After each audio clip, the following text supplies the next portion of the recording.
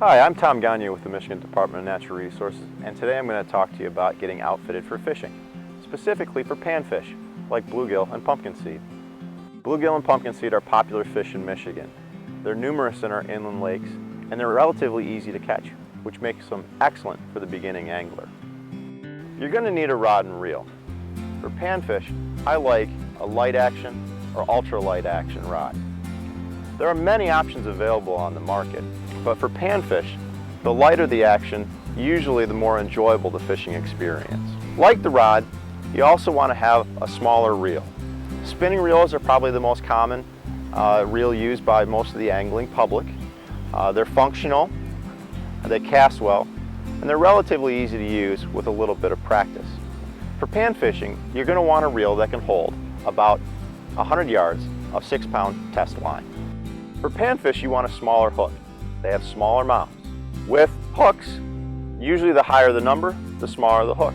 For panfish, I recommend a hook size of about a 10. You're going to want to put some weight on your line to keep it underneath the surface of the water.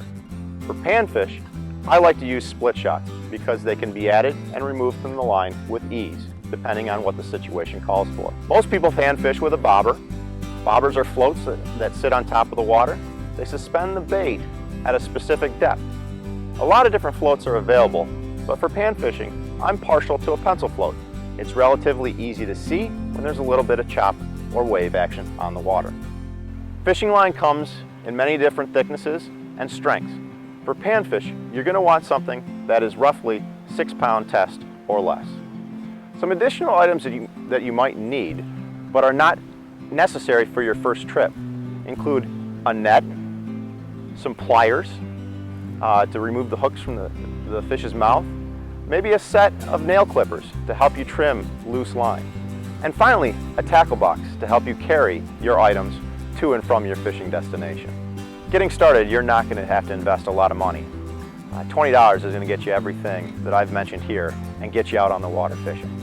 Finally, one last thing I like to mention is the biggest mistake I see most beginning anglers make.